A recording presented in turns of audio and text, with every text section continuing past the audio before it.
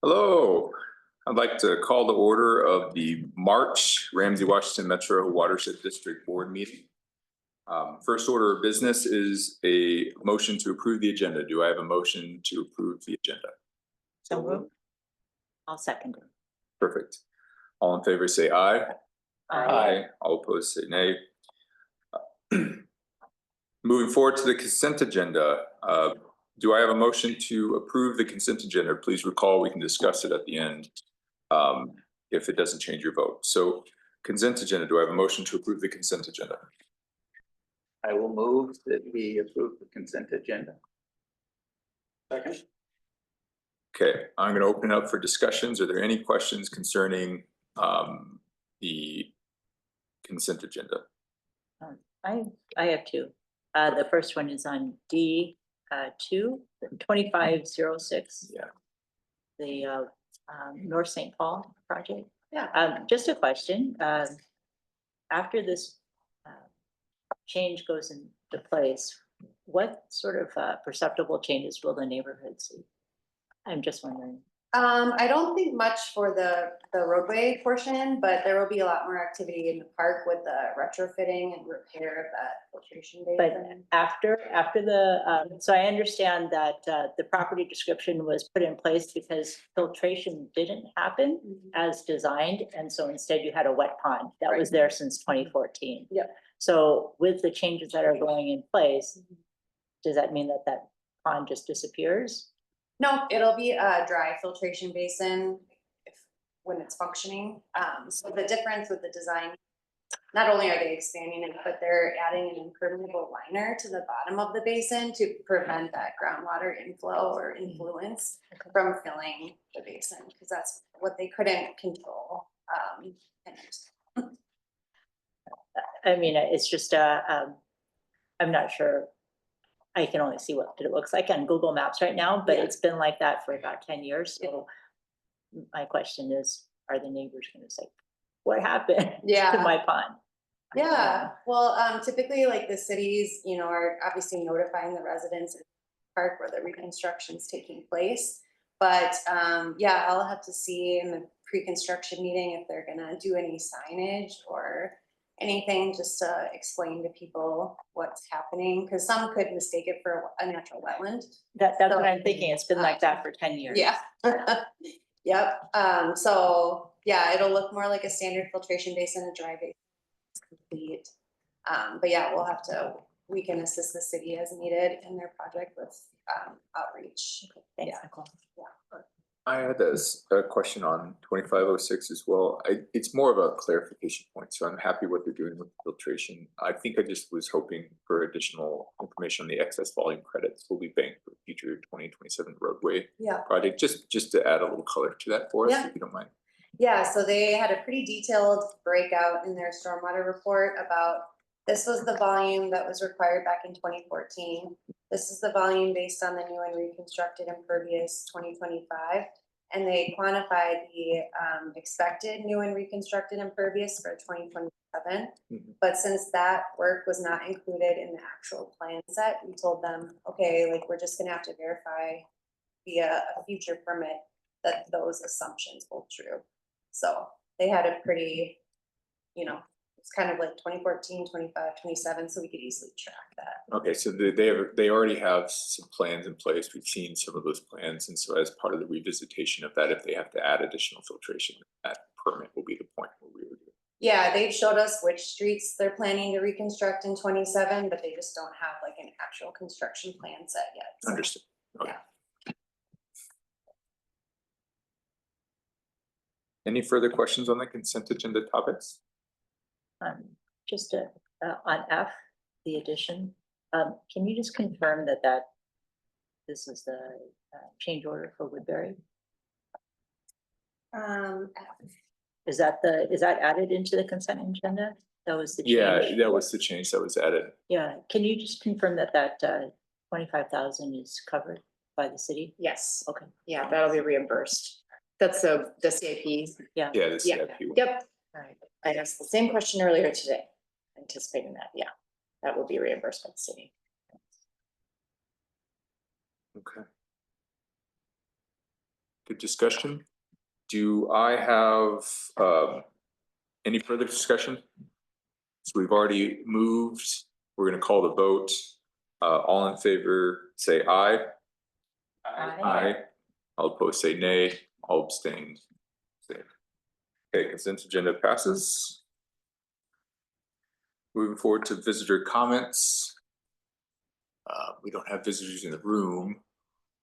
I don't believe anyone online is looking for it. So if you're interested in a visitor comment, please come off mute. Moving forward to permit programs. Item number 5, applications 2505. I'll pass it to. Is you go? Yeah, so this, you might remember this from the December board meeting. This is an extension to the Bruce Bento Trail project by Ramsey County. The location of which is generally east of Highway 61 in White Bear Lake. A portion of that trail corridor is in Blamo. So this permit request is just for the sort of southern third of the trail that's in Ramsey-Washington. They are proposing infiltration to meet stormwater treatment, compensatory storage area to account for the fill that's being placed in the wetland on site. You'll also recall that they submitted and the board approved a wetland replacement plan in December for 715 square feet of permanent wetland impact. Those 2 areas that are being impacted will have bridge sections to avoid further impact of the wetland, but still necessitate some fill in those areas for that bridge section. And then the board approved replacement via 2-to-1 purchase of wetland bank credits due to spatial and site constraints. And so we have received confirmation that those credits have been purchased. And since the board saw this project in December, we also got responses from the applicant engineer about the outstanding questions or comments that the technical advisory or evaluation panel had on the replacement plan. So we were satisfied with those responses, and we actually had those answers already, but we wanted that form. And there's also, a variance request for buffer impacts as well for the trail, as well as temporary impacts for those bridge sections in the buffer. I'll open it up for questions. Any questions on this for Cole? I don't have any questions. I guess I was just gonna comment that given the constraints on kind of space and, this is kind of a, it's gotta go here type project, I think that they've made some improvements. I really do appreciate the effort to minimize the fill in the wetland, the use of the bridges. I think it's a good project. I want to echo that. I purposely drove by this particular area just to understand the challenges that they were facing. I think it's going to add a lot of value in the walkway. So I think I understand why they're requesting this variance. Okay. Any further discussions or questions before we move to, do I have a motion to approve permit 2505? I will motion to approve 2505. I will second it. Wonderful. Further discussion? Okay. All in favor, say aye. Aye. All abstain, say abstain. Abstain. All opposed, say nay. Okay, Did you want to, for the record? for the record, yes. Oh, yes, I can note that. I work for Ramsey County Parks, and I've worked on this project and will be more involved as it moves to construction. So, Thank you. yeah. Permit 2505 passes. I know for one, several children were excited to use it. Moving forward to permit program monthly memorandum. Yeah, so, kind of our normal activities. I listed some meetings and trainings that may or may not be of interest. which I can take questions on, but we provided more information on that Minnesota Erosion Control Conference. Wasn't able to fit it in the February board packet. So Mary and Kendra provided some additional information on some of those trainings and sessions. And then I also wanted to note that Paul and I attended a kickoff planning meeting for a trail project that will be led by Washington County, but also touch parts of Ramsey County. So very generally connecting Battle Creek Park area with downtown Afton. So they have asked for feedback on, ways in which the county can engage with different partners and stakeholders. So if at any time you think of a way to do so, particularly with our watershed, you can pass that along. Paul and I will be attending or taking turns attending future meetings, but we just had that kind of very, very broad kickoff meeting to jumpstart that planning. So no alignment or corridor has been selected yet. But, and I also provided this information to our communications engagement team as well, so. If you're looking for suggestions, I've had opportunities to engage with Ramsey County when they've considered pathways in our area. I really enjoyed as a constituent coming in and saying, consider these potential failure points because we live in the area. We know the area well, and they've created an interactive map where we could put comments in to help highlight where there could be watch outs, things that we are aware of because we live them every day. So as you think about it from a watershed perspective, that might be a fascinating way or a good way to engage the staff. I found that interactive map a really useful tool and really aligned our neighbors with key notes. Is that open to anyone? Like, was it? When we were doing it, it was open to anyone. Okay. I could see it being focused one way or the other. It's more of the tool that I thought facilitated the right conversation. Okay, thank you. And as we go through the community outreach for the management plan, even though this isn't specifically something that we're looking for, we can certainly maybe include it as kind of an information. If people are already there and interested in giving their community input on watershed, why not on this trail? But just a thank you for including the additional information about the Minnesota Erosion Control. I'm not sure if it already came up in the previous board meeting, but it certainly did in the workshop that we had earlier this month. A lot of the other watersheds in the metro area are incorporating the low salt design kind of in their permitting process. Yeah. So I'm glad to see that you, that Mary and Kendra have already gone through kind of this introductory or workshop. And I guess my question is, from your team's perspective, what additional training would you need as a team to kind of replicate the process that's being taken on the other side of the metro? Yeah, so we're all part of a metro regulators group as well, which is permitting staff from different watersheds in the metro. And that's always a good time for us to get together and talk about what's working, what's not working.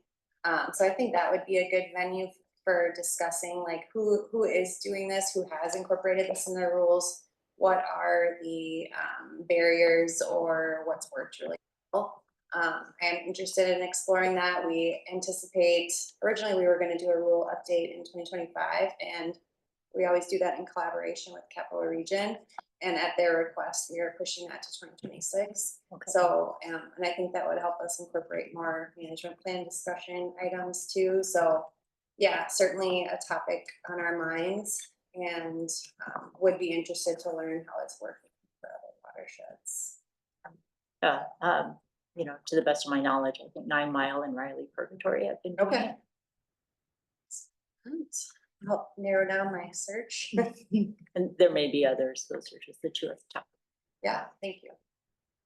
Memory. If I can back this up, your list of activities, program plan, the item February 20th, the Maplewood site visit response to inquiry received via report problem function on website. Can you say a little bit more about that, or is that? Yeah, on our contact page on our website, there's a form, an online form. So if residents or anyone see an issue, whether it's related to construction, erosion, wetland, concern with their neighbors, which you've gotten, they can submit that form. It goes to Emily at the front office and she can delegate who best to respond. So that site visit was in response to a form received through that. Okay, thank you. Concern about erosion. Get to the resolution required. Yep, it was a result of tree clearing from the city of Maplewood because there were a lot of dead and diseased trees that they were taking out. And so the restoration will be happening this spring. But the resident was concerned that there was going to be bare soil forever. So Understood. we figured,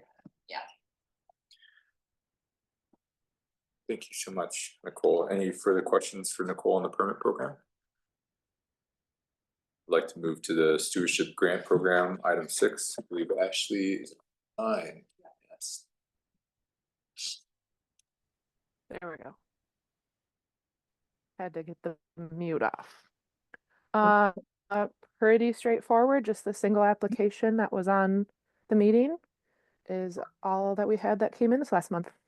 I do note that there's a typo in my last month for the maintenance grant number. Otherwise, that's all I've got. I guess I could note that we'll be doing quite a bit of outreach efforts coming in the next few months. So I anticipate seeing quite a few more applications and interest spike. There should be some lakefront work coming to term in terms of our maintenance. I assume those are the outreach. Yep. So I assume a lot more maintenance grants might come.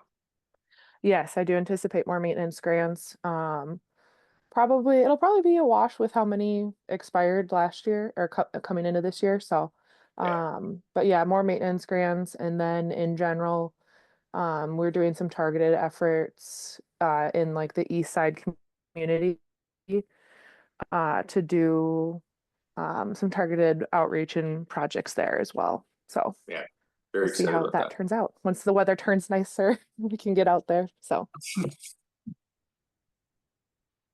wonderful. Any further questions on the stewardship grant program? Very straightforward this month. Thank you. All right, moving forward to item number 7, action items. So before we get started, I'm going just quick highlight of how we're going to approach this. I'm going to seek for a motion to suspend the board meeting so we can open the annual board meeting of managers. So I'm going to ask to see, do I have a motion or can I have a motion to suspend the current board meeting, then open, and separately I'll open up the board meeting. Makes sense? So I need a motion in a second. So moved. Seconded. Perfect. All in favor, say aye. Aye. The March board meeting has been suspended. I would like to open the board of managers annual meeting. We're just going to walk through each item line by line, starting with the board governance manual. There were not changes currently proposed. If you have changes, you're welcome to bring them up. At this point, I think it's fairly stable, but we are open to making changes. Any comments on the governance manual? Just to help here, we're going to do a final motion to approve all of the positions and the actions as we walk through. All right, moving to topic number 2, the election of officers. We are here to nominate a president, vice president, treasury, and secretary. You can self-nominate, you can nominate one of your peers. It is up to you. As we started last year, I am interested in maintaining or seeking president. I am comfortable with the position in terms of I like being part of or leading the effort around collaboration and aiding in the defining of the plan. So I would like to nominate myself for president. Any other nominations for president?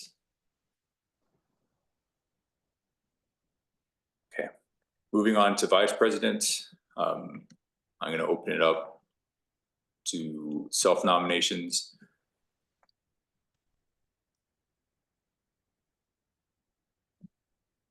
I would personally nominate Ben again. I think it's gone quite well in the configuration. Are there other nominations who are interested? Wonderful. Moving to treasury. This is an open position. I would self-nominate, so I'm interested in the position of treasurer. Thank you, Steph. Any other nominees for treasurer? And then lastly, nominations for secretary. I would propose nominating Mark. I think I'm gonna self-nominate. I gave a little pause, but not long enough. I apologize. Thank you very much. Again, we are going to, unless Tracy, you tell me that's the wrong approach, we're going to pass all of these in one single motion at the end. It's totally fine as long as there's only one nominee for each position.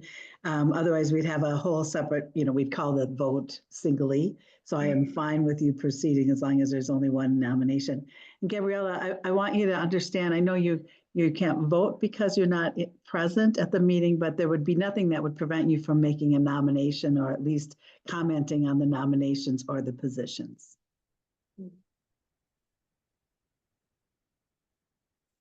Just thought I'd let her know that. Thank you so much. And then we'll wind up with the oath of office, so. I was going to conclude on that if that's okay. Yep, that'd be great. I'm ready whenever you are. Perfect.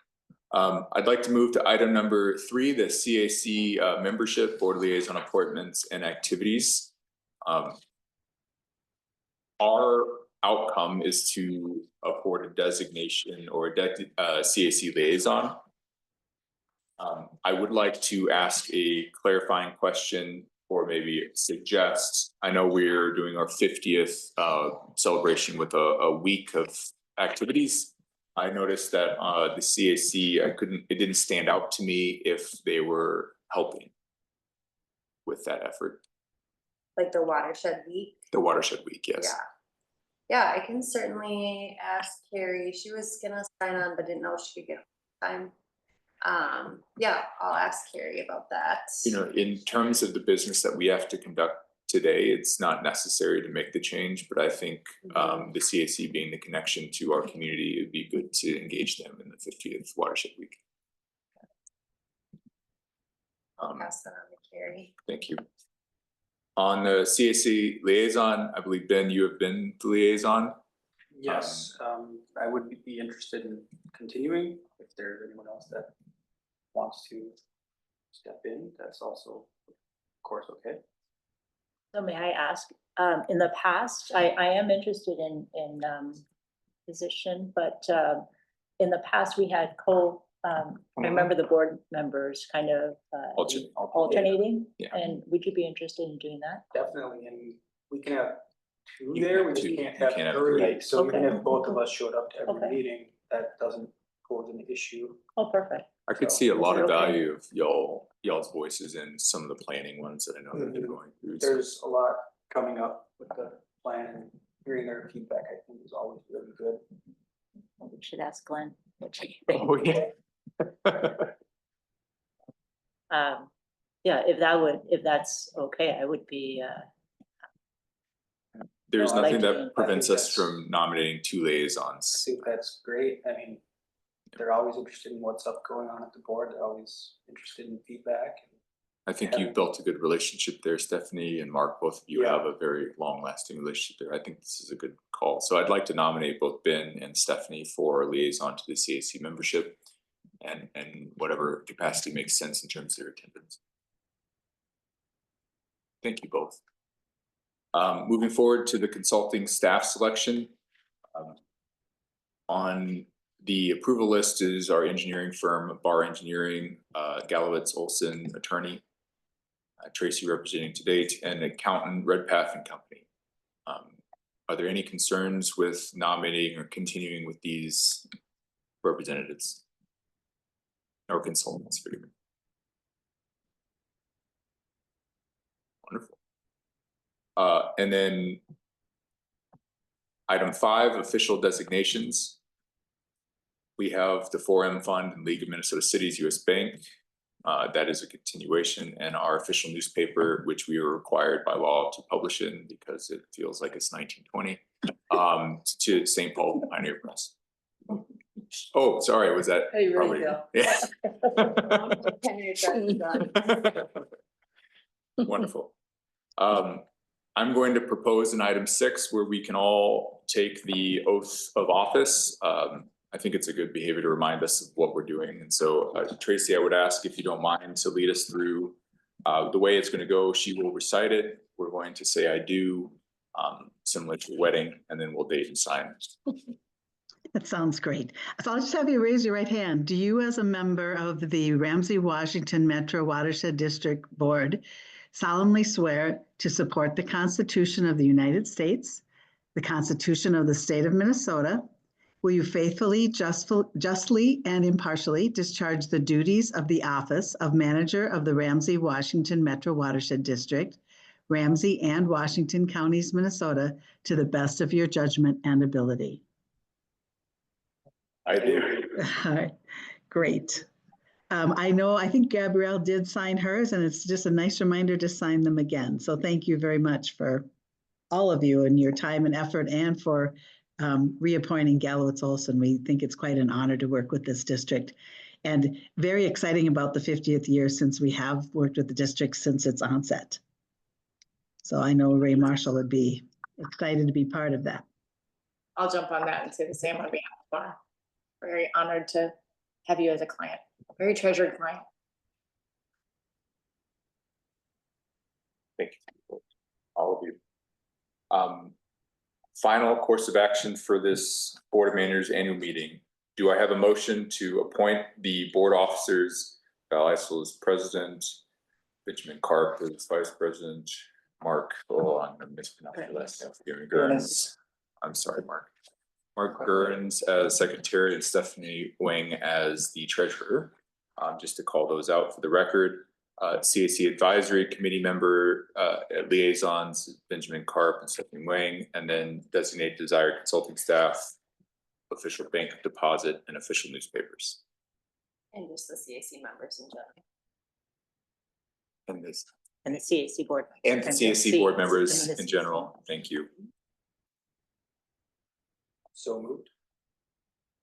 I have a second. Second. All in favor say aye. Aye. All opposed say nay. Wonderful. Thank you all. I should motion to close the annual board meeting. Do I have a motion to close the? I'll motion that we close the annual meeting. Second. All in favor say aye. Aye.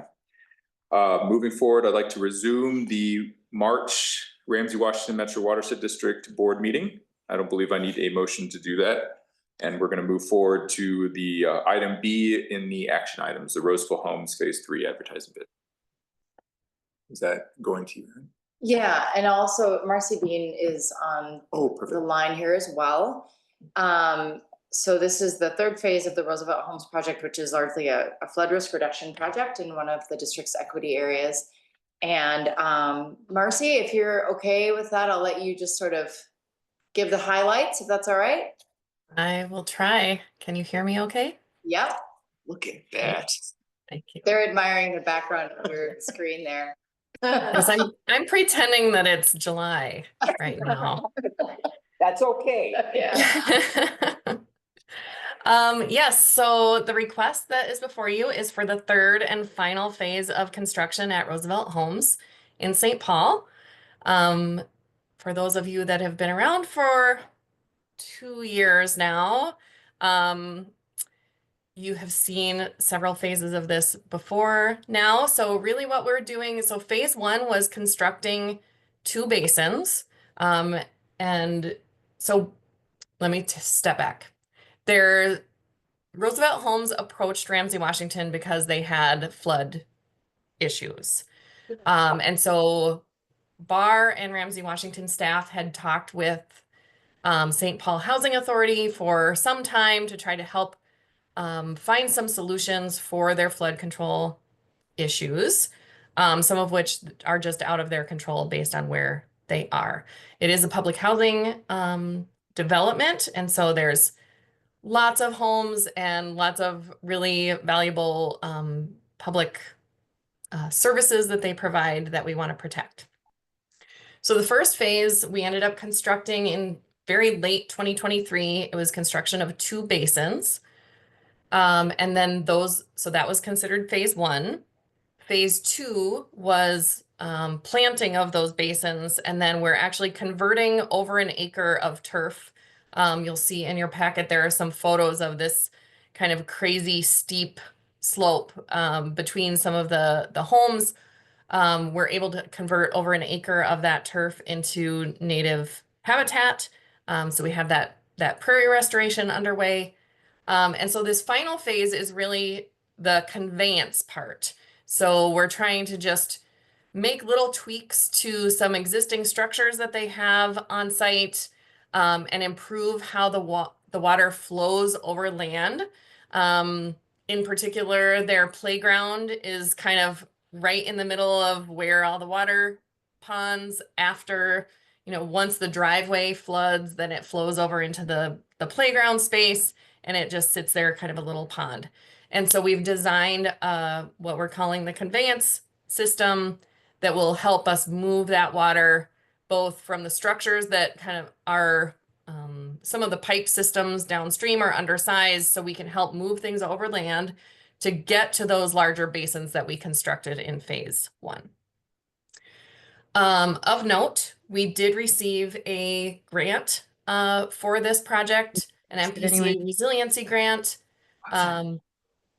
That agreement was signed at the end of 2024, and so those dollars can be used toward the construction and engineering of this phase 3. I think so. Really, the request is to allow us to go out to bid, seek bids, and then we would bring those bids back to the board in April and see where they land. Congratulations on receiving the grant funding. I think it's wonderful. May I ask a question, Marcy, on the section 4? Just wanted to check on the range of the probable accuracy range cost. Is that a typo, or is it really the plus 10% to 296 at 230? Is your question about the plus 10% or whether that math is right? I just looked, it's really close to the estimated construction cost of 26,300. Yeah, it's a funny, because Tina flagged the same thing. Yeah, it's just how it landed. So the number that we have in the table, the 269,300, is where we landed with our estimate. But then we do that plus 10 minus 5, and it just happens the math comes out at that 296. So yes, I'm going to just highlight that I made I read it wrong. I read 269.20, so I thought it was really close to the same, and it kind of blew my mind. No, it's a funny one. I apologize. No, they look quite similar. Yeah, I made a mistake. Oh, that's okay. Yeah. That's the only question I had. Are other questions on this particular project? Yeah, just is there anything in here that you think is potentially risky from a construction perspective? That would be difficult to do. The infrastructure itself is straightforward. I think the challenge is just the place where the construction will happen. So, there's lots of homes nearby where we'll be, removing a playground, and the St. Paul Housing has a grant with a different organization to replace the playground. And so we're moving things around. So I think the traffic control, pedestrian safety and traffic control is probably the biggest risk that I see here. But I think the infrastructure piece is pretty straightforward. Thank you. Kind of a follow-on for this conveyance, call it a swale. Yep. Is there a fair amount of grading, or is there a natural kind of contour there that can be used? Yeah, so some of it was just removing the stuff that was a barrier. And making improvements to how things can just naturally flow. And it certainly the swale won't be used in every rain event. I don't retain numbers very well, but in the modeling process, they've determined, there is a subsurface drainage system that is also interconnected.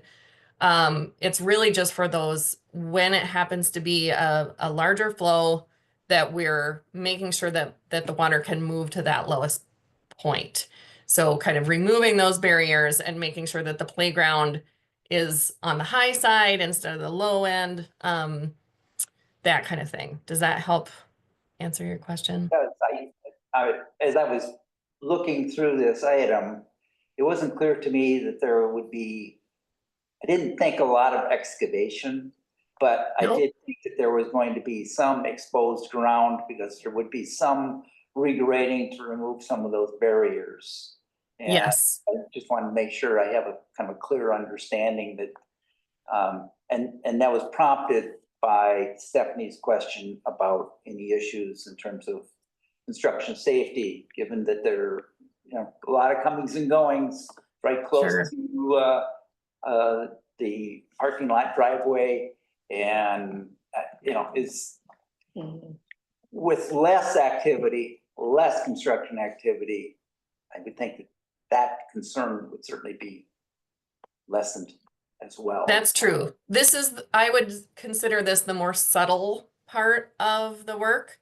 It's really the big basins were already constructed. They're already there and functioning. We just need to get any of that extra water there.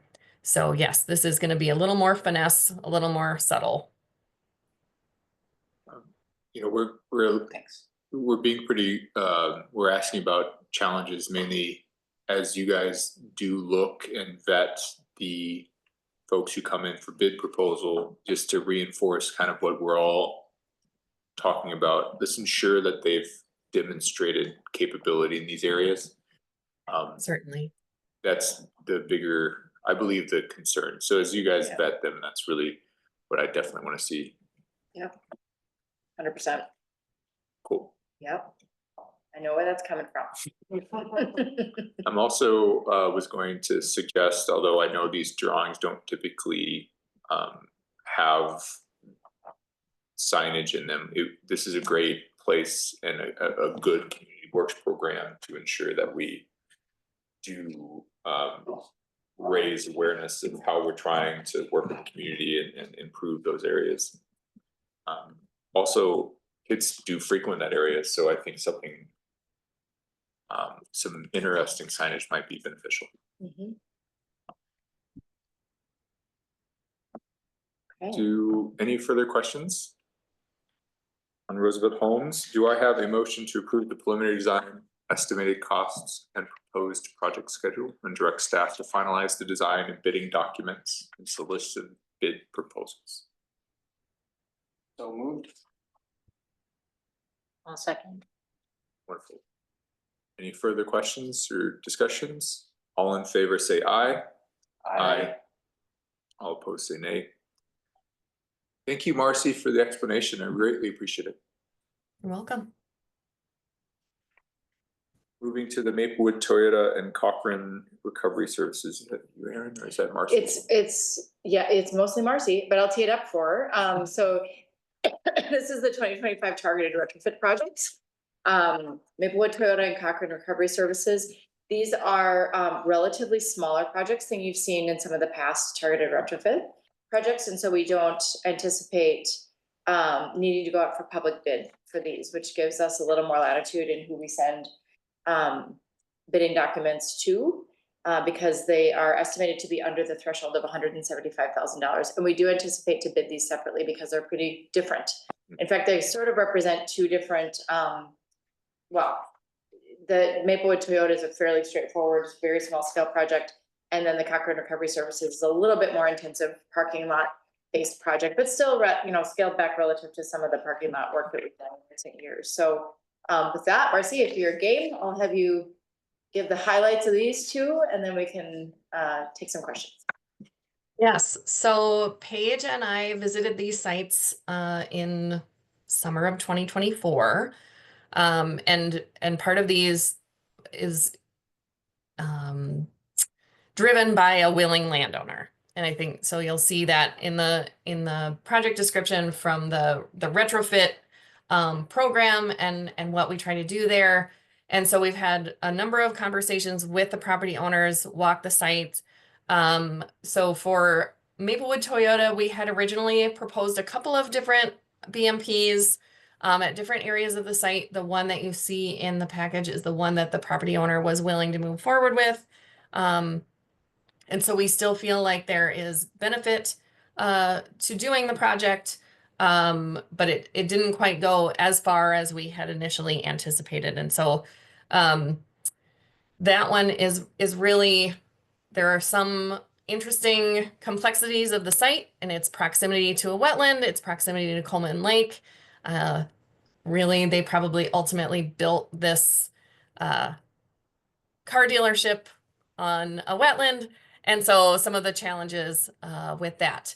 But we think that we can get some good water quality at a reasonable price for the information that you see here for the Maplewood Toyota site.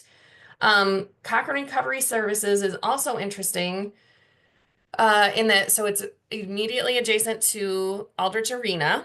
And actually, so it had previously been owned by Ramsey County, and they sold the property in, I believe, January of 2024. And so we've been working with that property owner to better understand some of their concerns about the site. And really, a lot of it, everything is sort of draining the way that it should. There's just not necessarily the right space at the end of where the water's flowing to. There's not really a basin there. It's been this overland flow to different turf spaces, and that has caused some wet spots that is problematic for their programming. And so what we're able to do with a fairly minimal amount of grading and infrastructure is to provide that additional water quality treatment and do some conversion of turf into native plantings. And so part of why we decided to bid these separately is because Maplewood Toyota is pretty heavily infrastructure based. Cochrane Recovery Services is more focused on the vegetation, and we would like to be able to have some more control over the maintenance of that vegetation. And so we did decide to bid those out separately, and you can see the prices there. So the intent is to send to select contractors each site individually. I anticipate we might have a little bit of overlap of who we will send the bid packages to, but generally speaking, we're thinking about different contractors. And then similarly to the Roosevelt home site, that we would bring back bids to you in April to review and approve how we move forward. I really appreciate, and I hope to see this looking forward, the TP costs per year and the curvature. It is a good reminder that there is return on a lot of these items and helps us judge things. So I do appreciate that. I wanted to call that out. Great, thank you. good. As I read, Marcy, you kind of touched on one of the questions I had about the Maplewood Toyota. I recall earlier conversations on the potential for that particular spot, but I'm still quite impressed that you get the amount of TP removal as proposed with such a, what I'm going to call surgical change. Is there any, as you looked at this particular one, once they conclude this work and they reap some benefit, do you think that they'd be open to maybe looking at some of the other options y'all entertained?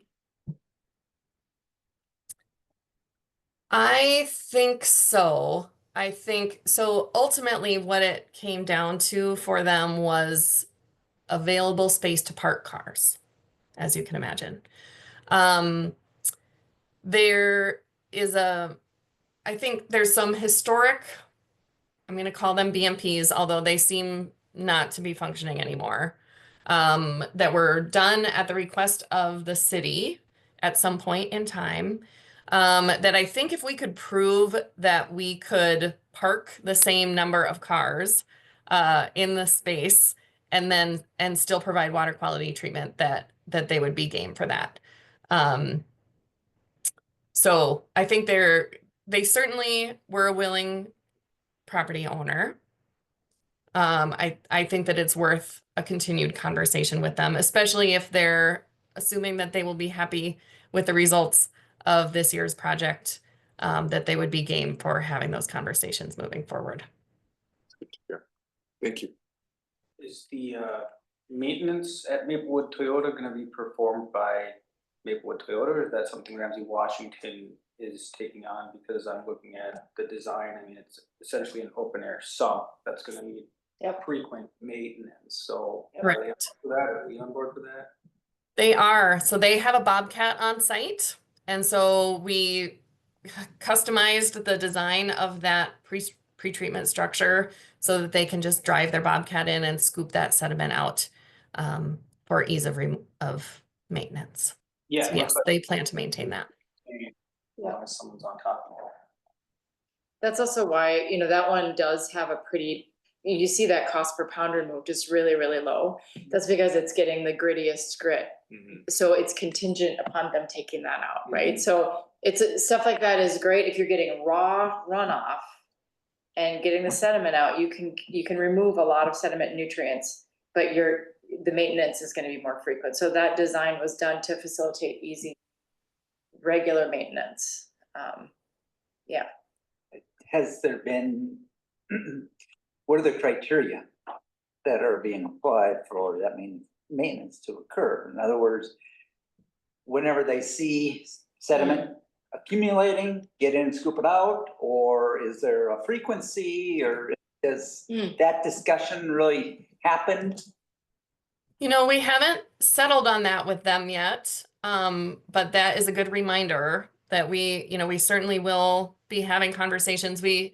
Our primary contact at the dealership has his eyes on the site daily. And so I think usually what we suggest is, a quarterly observation, and then we'll see how it goes. But I think because they're there on site every day, that we can pay more attention, like, okay, does it act differently after a big rainfall? And the design is really set up that if it's holding water, it's likely that it needs to get scooped out. And so that should be pretty clear. But we can certainly, and I'll make a note to chat with Paige about that as we get closer to making sure that we document that and make that as easy as possible for them. As you've described it, it seems like there are some very probably straightforward observational criteria type things that could be put together in kind of a 1 page or a 1 document, 5, 10 bullets, whatever, that would help them guide their understanding. Sounds like they're cooperative. But, yes. They're in the business of selling cars, Sure.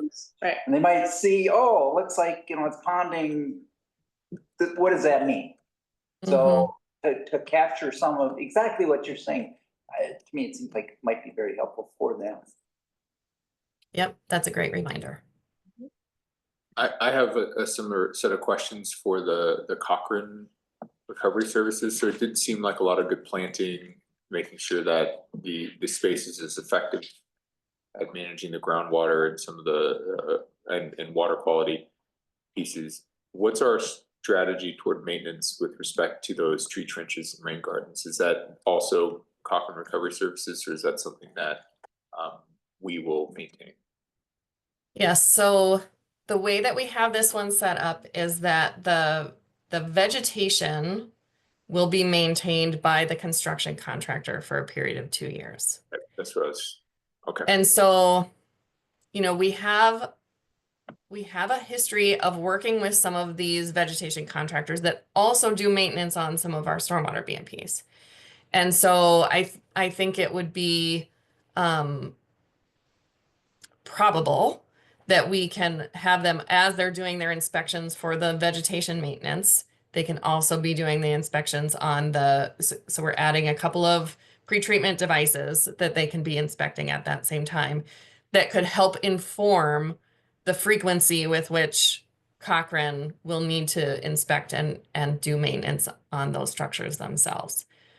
They're also an interesting one. I see a lot of opportunities moving forward with integrating with their programming, and they were interested in, potentially integrating some of the vegetation maintenance into their recovery programming. And so I think that the more that they can be interacting with the contractor as things go in and understand how this system really functions, and then participate in some of the vegetation maintenance. And I think that we'll have a lot of hands on the ground and eyes on the site to help with that, the observations and the maintenance long term. I made an assumption, Marcy, and I just want to check it out. Is the maintenance cost included in the engineering opinion of cost for construction, or is that going to be a separate item? There is a 2-year maintenance period for the vegetation that's included in the cost, correct? I was curious. Thank you. And then in the cost per pound of phosphorus removed, we do take a guess of what the annual maintenance cost could be, so that it's an annualized construction cost plus the annual estimate of maintenance. And then, that's an annualized cost, and then you divide out the phosphorus removed per year to get that annualized cost. Thank you for that. I'm not at all an expert estimator when it comes to these types of items, but it did read higher, and I was curious about if that was baked in some of the maintenance pieces. Yeah. So thank you for that. That's true. And so we have a maintenance contract for some of our vegetative BMPs and sites. And we decided that when we have the opportunity to bid a project and include some of the vegetation maintenance with that, we feel like there's more incentive for that contractor to do a good job of prepping and planting correctly, because they're going to be on the hook for the vegetation maintenance for the next 2 years.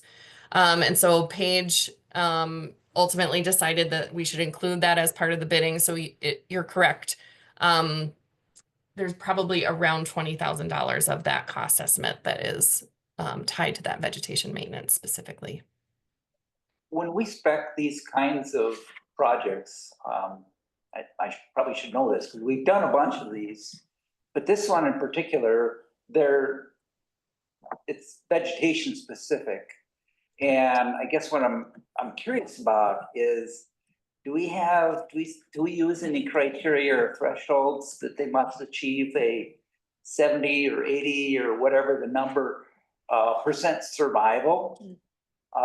So that just, puts that additional performance criteria on them that they know they're gonna have to meet. Is that something for this one that we do in all others typically? We do, yes. So it somewhat depends on the plants that go in. So if it's a seeded area, we have criteria based on the coverage of native species that we observe at different stages of the restoration. But then when it's plants, then we expect a certain survival rate. So there's a warranty on a per plant basis when it's plants, trees, shrubs. But then on the seeding, we also have a different expectation for coverage and the native species that we see coming in. It's in one of the spec sections. Yes. So Marcy, I wanted to say thank you for including the table with the comparison of the prioritization tool scores for the 2 projects. But I was wondering if you could help me better understand for both of these projects, goal number 5, how each of one of them, this is perhaps the first time I'm walking through your scoring.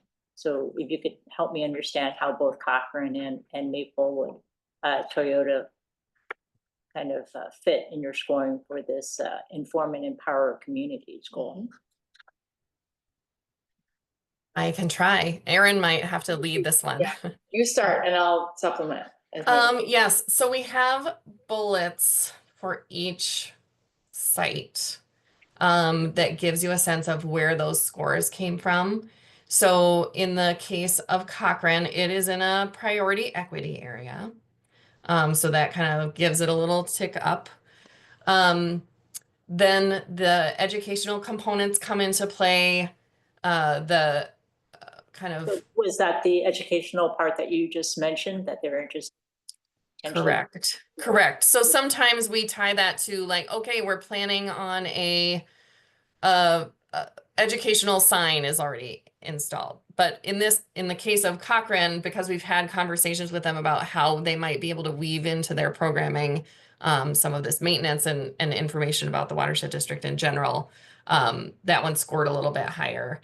I think the kind of willingness of the property owner to continue to have conversations with the district and willingness to spread the word of the watershed district and the goals of the project comes into play with the scoring on this one as well. Yeah, I'll say the two biggest reasons that the scores for goal 5 are different between the sites are because of the Cochrane Recovery Services being in one of the equity areas. That's a big deal. And then also the fact that this educational component, if you think about the site itself, people will be coming and going all the time from this Recovery Services Center. They've talked about including things in their programming. So there's a visibility component that lends itself really well to education. Whereas Maplewood Toyota, this is in the back lot. People may see it, may not, but it won't necessarily become a focal point of their business or So something. there'll be signage at Cochrane? I don't know about the specifics of signage that have been discussed or not, Marcy. I don't know if Paige has talked to you about that. We haven't talked about specific signage, but the owners are certainly willing to continue conversations around the educational opportunities there. Thanks. And I did have one kind of question off of the drawing for Maplewood Toyota. It was just a note. It said something to the extent of standing water was present in all the storm structures. Does that pose a concern for the project, or does that mean is that going to bring more water into? It's on. I'll have to look for that specific note. It doesn't stand out to me off the top of my head, but I think so the way that is designed is there are weep holes in the edge of that concrete structure. And so there is potential for clogging there. And so that comes back to that maintenance conversation that we had of we want to pay attention to that and make sure that there isn't standing water and that we're not negatively. It was on the map. I think the page number is 131, at least on mine. Well, not on everybody's. This is the older version, but it's the topographical survey. It has Beam Avenue East on the top of the page, and then there's a note in the middle. It says standing water in all storm structures on October, I guess whenever you did this survey. Oh, interesting. I hadn't noticed that. That is from the survey. I will take a closer look at that. I don't immediately have concerns about it, but I'll definitely take a peek back at the timeline and if it happened to have been around a rain event or not. I had a follow-on question for that same note around, as we look at these types of surveys, do we have evidence that the changes are going to mitigate that? Was the note I had, just to add on what Stephanie said. I'm struggling to find the sheet. Here, I can show you. Those storm structures are all in the roadway. They're not in the parking lot. So right. In Maplewood's property or purview. Well, that's what wasn't really clear in my mind, Ben. Maybe it was just my inexperience reading some of these. Is that only speaking to the Berm Avenue points of interest, or is that just generally, is it related to what we're proposing for a change, or is it caused by? Yeah, I suspect, and Marcy, you should speak up if this contradicts your knowledge of this, but this is the type of note that a topographic surveyor is just going to mark when they're out there and they see things in case it's of some interest or concern. Given the location of the proposed structure, which is along the western side of the parking lot and that flow enters directly into the wetland and that channel, that ditch you see there. I don't see that as being an issue. I think it's more of just a note that the surveyor makes. You know, they're out there looking around and this is one thing that they see. I don't see that as a concern. You know, it may just have indicated that this was near a storm event. But Marcy, does that sound right to you? Yes. I don't remember hearing like, oh, you know, this is the surveyor found something that's contradictory to what we plan to do. Correct. Yeah. Right. Yeah, I mean, it's a good question. It's called out like that, but I don't see that as an issue, especially since the project doesn't interact directly with that storm sewer system. It's coming right off the parking That's lot. what I was curious. Yeah. And Mhm. I, again, don't exactly know how to internalize that. Yep, So thank you. fair, yeah. Well, it's in bold font with a box around it. So it's scary. Well, it caught two of our attentions. That is due diligence, but yeah, I don't think that's anything concerning. Especially given where the water is gonna be flowing to is not connected to that directly, so. Okay. Yeah. Good discussion. Yeah. Any further questions on this? Just point of clarification. So because we don't have to publicly put out for bid, I'm under the assumption that there are a handful of contractors, okay, that we're working with. Yeah. Correct. Yeah, so we'll send out a direct email basically with the bid documents and the deadline to submit their bids. And yeah, so we're compiling that list right now. We typically work with the contractors that we've had experience with similar projects of scale or you know, what they're being asked to do. And then we often will, I have it on my list for the rest of this week to reach out to others at bar who have had other similar experience, because the goal will be to try to get at least 3 bids back for each site to be able to compare to make sure that we are getting good pricing. That eliminates my subsequent question and point. Thank you. Do I have an action or a motion to approve the preliminary design, estimated cost, and proposed project schedule, and direct staff to finalize design and bidding documents and solicit bid proposals? So moved. Seconded. Wonderful. Further discussion? All in favor say aye. Aye. All opposed say nay. Thank you. Moving to Tracy, item 8, attorney report. After you. Thank you, Marcy. Thank you, Marcy. The only thing really to note is we finalized the access and easement agreement with the Bailey's Nursery. And what I really like about it is we modified that so that not only do we have the right during the term of the agreement to go in and do what we need to do, we can terminate it, they can terminate it, but we did retain the right to keep entering onto the property to maintain whatever we do, and they agreed to that. So we're gonna get that recorded. So for future landowners, they'll understand the obligation and the rights that we have. So that was kind of the only real action of note for the board that I thought I'd want to highlight. Wonderful. Thank you, Tracy. Any questions? Clean, very direct. Thank you, Tracy, very much. Thanks. Board discussion topics, item 9. I had one that I definitely wanted to provide or seek input from you all. I know we had the legislative event.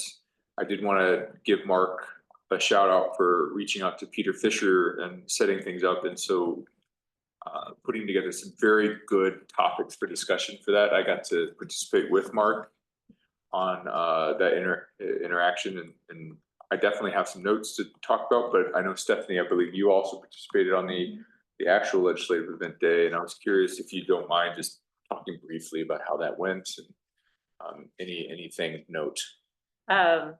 The actual event, I think things that were of greatest interest probably took place after the workshop, just in terms of talking to other board members from around the watershed district, just hearing what perspectives were. So that's kind of talking through some possibilities for chloride,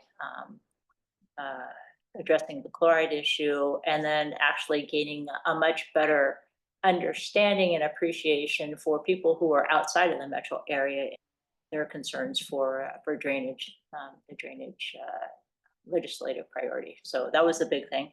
Had an opportunity to actually talk, since this is my first time to ever go visit one-on-one with legislators. Had some nice tips on actually the approach, how much time you get, what are key messages, and how to keep them on task if they should kind of diverge or digress. And that really helped, and actually how to physically go between buildings. That was probably the biggest help, following the breadcrumbs. But I was lucky. I had an opportunity to meet both with my representative, I'm gonna mess up her name, Amanda Hemmingson Yeager from Woodbury, who actually the day before had signed on as a co-author of the House bill for the chloride, and then also with my Senator Nicole Mitchell, who has been sitting on the Clean Water Council for a while. So really nice support from both of them. And I did follow up. I sent them a thank you note and a link to an art exhibit created by a water steward, Annie Henney. And there was Annie had actually swept a parking lot in Minneapolis, swept up 14 parking spaces and collected a pile of salt that was the centerpiece of her work. And other salt related things. So I wasn't able to send the photos, but it's scale wise. I have a photo of a small child standing next to this. The pile is about 3 feet in diameter and maybe 18 inches high. So something that would normally be about a gallon worth of salt. So, hopefully the image is powerful. So reinforcing the need for training our salt applicators. Yeah, it was a good opportunity. Great summary, Stephanie. Mark, did you want to talk about our meeting with Peter? Sure, I can. We were able to meet with Representative Fisher.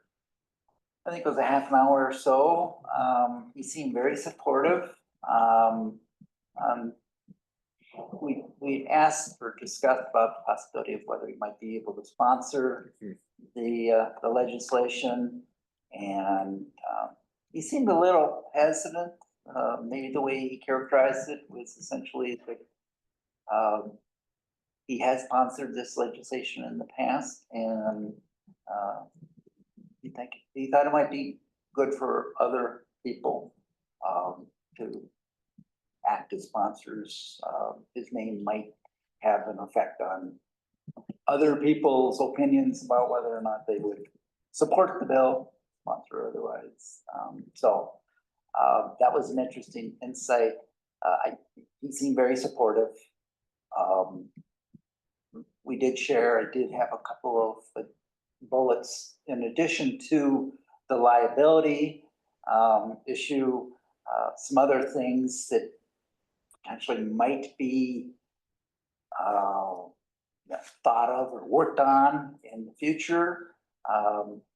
And to be honest with you, right now, I don't have those in front of me, and I'd be happy to send it to people. It was 6 or 8 bullets that I had given a little bit of thought to and pulled together. So, yeah. It was a good set of bullets. The one that really stood out that drove additional conversation was highlighting the interaction, or I would say the impact of water softeners. It was something he was quite interested in. We had a bit of a discussion on, what's coming up or down the pipe there. The other that I thought Mark did a great job summarizing is the interactions with the DNR for the 60-day review. Lots of, healthy back and forth on that. We highlighted the need for that in addition to our interests, but also our rural partners in the other watersheds. One of the closing remarks she provided to us as we sought to, how do we garner support for these initiatives, is he provided a list of 4 people that he believes are very reliable people who are willing to work with both parties that if possible we should consider interacting with. His recommendation was to partner closely with the other watersheds and maybe pair up. And I thought, as Mark and I discussed it with the senator, Representative Fisher, it became it nicely aligned to some of the annual planning where maybe partnerships and approaching it together in watershed pairs might actually be of benefit for a long term. So again, I greatly appreciate Mark's going out of his way and setting up the meeting and then coming so well prepared. He was very receptive. Well, and I want to give you credit, Val, for toward the end, just to do it said, asking him, are there representatives that he might suggest that we reach out to, particularly folks that would be on the other side of the aisles that were, because it seems like it would be maybe valuable. He rattled off about 4. He was like, if you can touch base with these 4, they do not sit in our district. Honestly, there's one maybe with some overlap, but I think figuring out who actually represents or which watersheds they represent might be of benefit. So thank you so much for the summary, both of y'all. I know it was impromptu, but it was a really good event. I was extremely impressed with how informed some of our legislators are on it. It was really cool. I also was very surprised by how small their offices were too. That's a different. Well, I think that's partly due to the moving, temporary space. Yeah. The other thing while we were talking, I had looked at that time to see if there was a Senate bill on the liability, and at that time I couldn't find that there was a companion Senate bill. I did look today, and there is a companion Senate bill that it was introduced a few days after the House. So hopefully it's gonna start moving. I don't think it's been heard in the first committee. It's just been introduced. Yeah, I think what I heard is these bills have a huge hurdle to overcome because they have to go through 2 committees, so both the environmental committee and then the judiciary. That just makes it super difficult. So thus the push to go through the permitting process seems to be a more expedient route. It's something we can directly influence. Yeah. Oh, there was one other piece, compliments to Ramsey-Washington staff on the pamphlet. I think the pamphlets were very useful. I think we should, at a minimum, send them to some of our representatives. We've also invited some of them to our programming, and so it'd be wonderful to follow up. It's definitely something I should take note to do, but like, hey, Waterfest is coming May 31st, and the legislative events might go long. Who knows what's in store for them? But we also have, with the 50th anniversary, it's challenging to get anybody in politics to say, yes, I'm going to come. But I do think raising awareness with them, they did seem interested as opportunities to engage the public. Yeah, and just to follow up on that, Val, I think on a continuing basis, this year might be difficult, but next year, when people are up for, the budget won't be on the docket, and then they'll be up for a revision, so might be better timing. Do that. Thank you. That was a very good board discussion topic. Any other people want to bring up something? Just something I heard at today's meeting in Washington County. There was a discussion about ice heaving on the shoreline. So I was just wondering if that's something that we have been hearing about. So this was brought up. Carnelian. No, this is homeowners. on lake shorelines, and Cornelia and Marine St. Croix Watershed District, and then Forest Lake.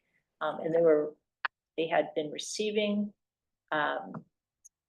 inquiries on how to address this, and so the Forest Lake already had a pamphlet in place. They're going out to have community discussions about how do you engage, you know, this, does the DNR have to be involved?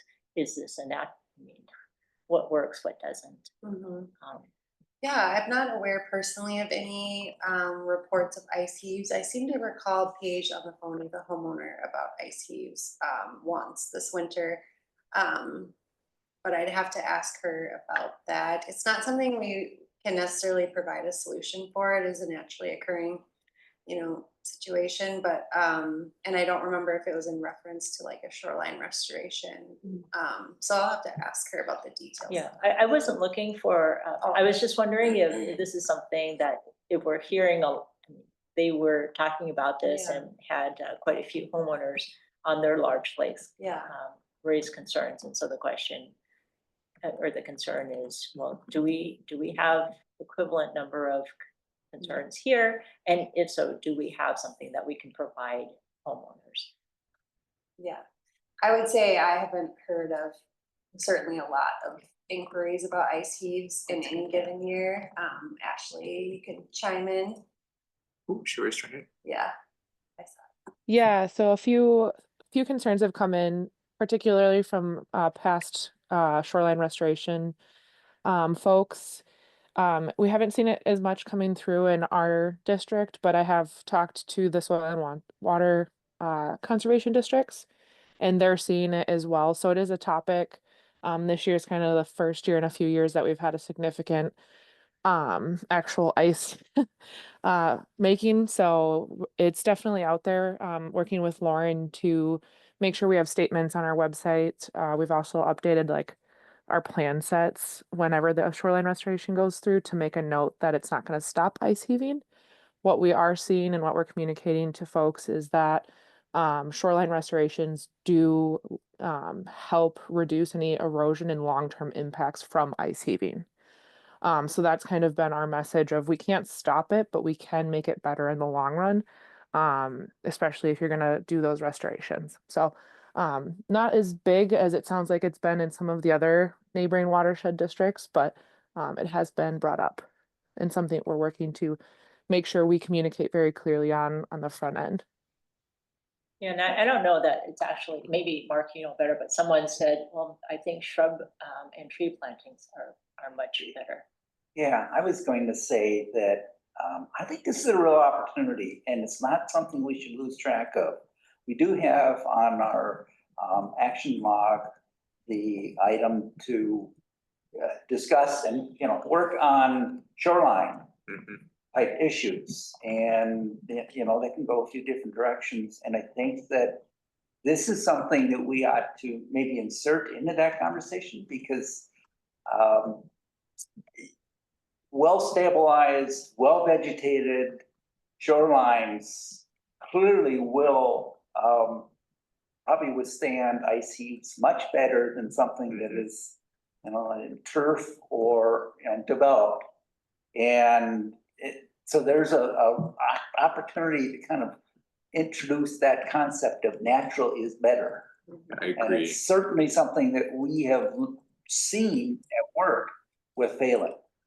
You know, that's Yeah, I was going to say a lot of the concerns we've got have been on Owasso, and it's interesting to see that they'll send us a picture and you can see the neighbors' yards that have done a shoreline restoration, and the impacts have already been mitigated to some extent. And you can tell that when it actually melts out, you're not going to see as much erosion and destruction of the shoreline there. So definitely something I'm keeping in my pocket of language use when we're talking to folks about potential projects or kind of what you can do. And it's good. It sounds like a lot of neighbors are talking too, so as well as organizations. I just want to ensure that if we can educate them as suggested, it helps prevent them wanting to drive toward riprap, which is not the direction we want them to go. So. Yep. yeah, we've definitely pushed the, the roots displays and those native plantings. It gives the flexibility that you need for the ground to actually shift and then come back. So folks have been pretty responsive to that kind of description. Thank you, Ashley. Thanks, Ashley. Good topic, Stephanie. Moving forward to item 10, new reports and or presentations, the story map walkthrough. Oh, right. Yes. Did I forget? Okay, I'm gonna share my screen. Okay, how do I do this? I'm always in Teams. I'm not usually in Zoom anymore. Okay, share. Let me just make sure I know which. It is a, oh, I was making something. something happened. Okay, so, share. You have all seen, the earlier version of the story map. So we started this several years ago before any of you were on the board. Ben, you might have been on the board. I don't know. With the first version we started several years ago, because we realized, given some feedback from the managers, that there's so many projects going on all the time. It's hard for anyone to keep them straight, especially as, staff and staff are coming to you to ask questions and approvals. So the original story map was a bit of a static map with links where you up the scope summaries that had been prepared for just about every project. So you could see where they were located and what type of project they were. So it was sort of a cheat sheet of sorts. And as time has evolved, we wanted a little bit different functionality, and we wanted a little bit different aesthetic, and the platform that we had the original story map on was going to be no longer supported by ArcGIS. So we took that opportunity to change this up in time for this meeting, and I just wanted to show you how it works. Maybe you had a little time to look at it, but if not, I just wanted to show you how this works. So you'll still have the same link in the project status report. This month, they also put, Nicole and district staff put the link in the agenda, which may or may not work. It didn't work for Val, but you'll see things like that to navigate you quickly to this story map. And now what you'll see after this landing page here, if you scroll down, you'll see a couple different things. So here's this map of all the different projects, and there's a legend here that will show you what type of project these things are. So once again, it's the same types of categories: CIP, repair and maintenance, capital improvement projects, and feasibility studies. This time we've broken out which ones are flood risk reduction projects versus water quality projects. Once again, you see project operations and research projects. You can navigate these things a couple different ways. You can scroll down and see these groupings with the list of projects, or you can click to kind of fast track yourself to the list of projects if you go along this top bar. And what you can do then is, let's see, let's go to Roosevelt Homes, since we were talking about that one today. When you want to look up a project, you go under the category that project belongs to, and you click on it, and then you jump to the location. So this brings you directly to the location of the Roosevelt Homes project. And then this little window will pop up. And in most cases, what you can do then is you can click on this view scope summary web link, and then you get that narrative version. That's where you get that PDF that describes what this project is, what the budget and the schedule are. These are the documents that we bring to you before we launch a project officially to get approval to start. So you'll see that here. One thing that has changed is that we've truncated this so that we're not changing the month-to-month budget anymore. Instead, we decided it might be better if these were just static PDFs that only change if something really big changes on the project.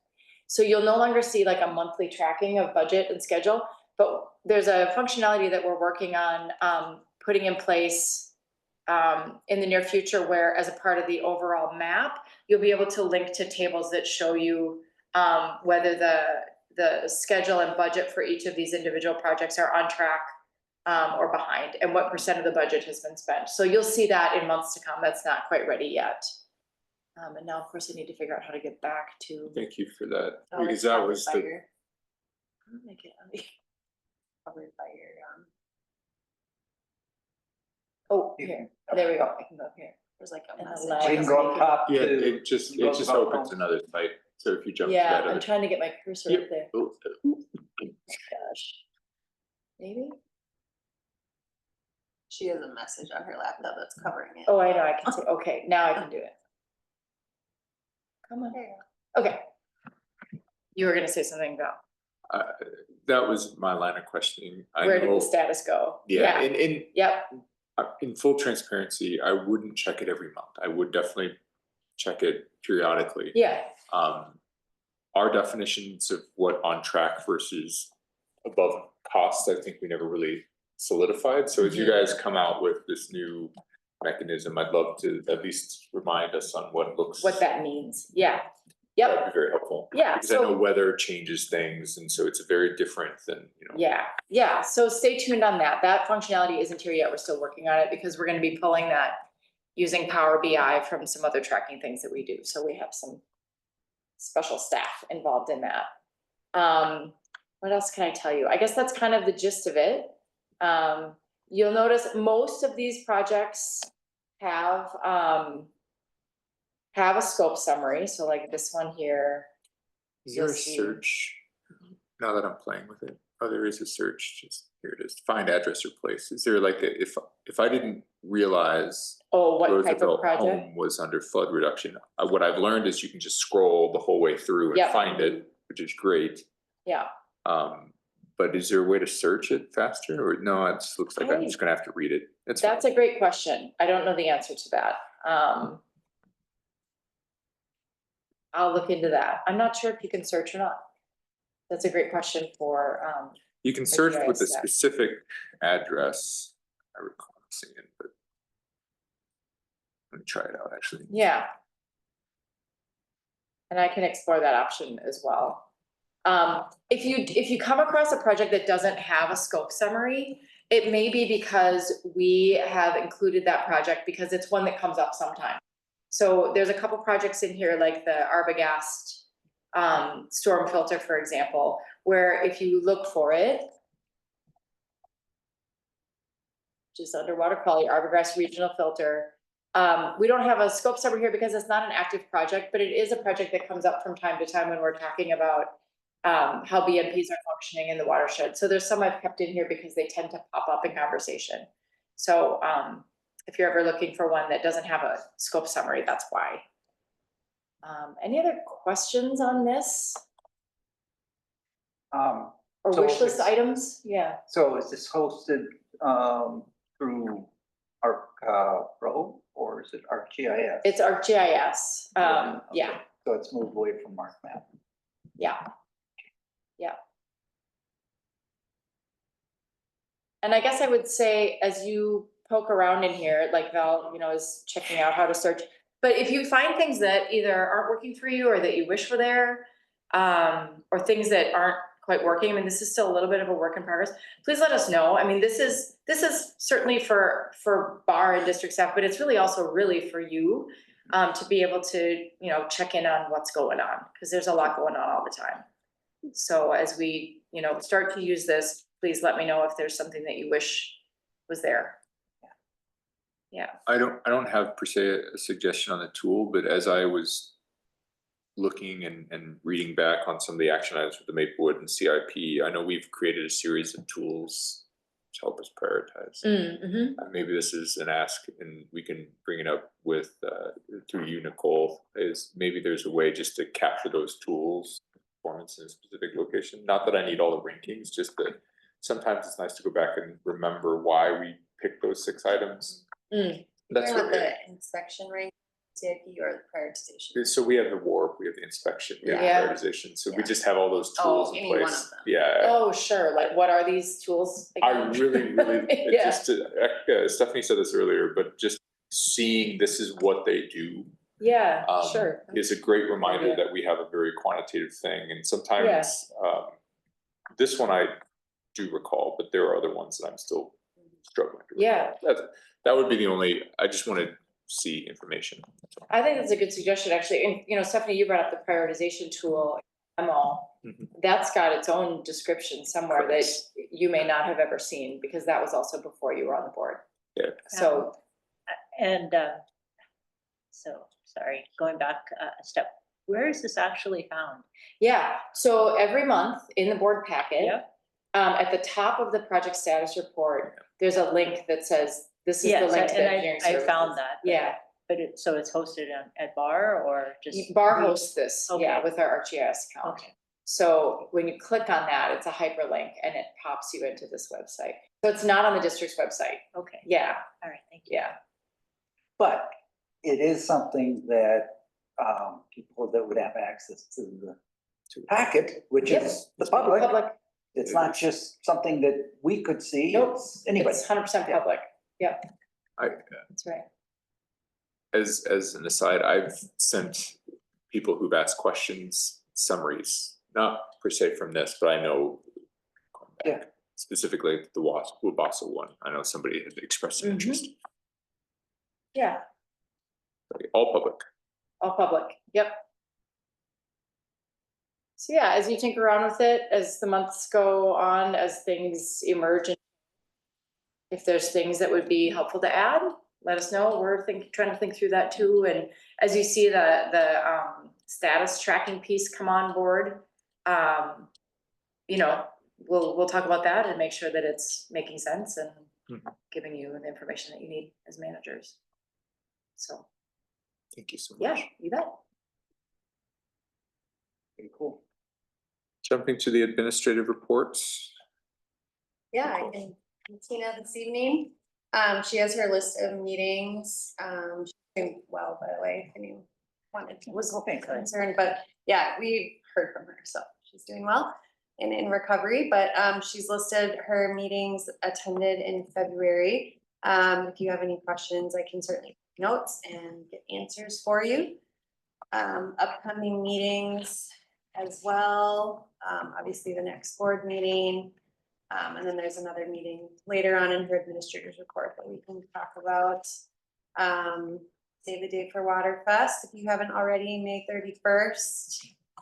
And then there's a Metro Watershed Summer Tour in Roseau River Watershed District.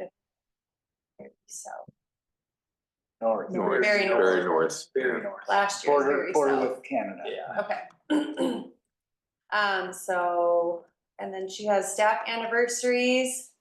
Paige is celebrating her 18 years in Mexico right now. I was looking forward to. Yes, well-deserved celebration. And Joe has 2 years at the watershed. Awesome.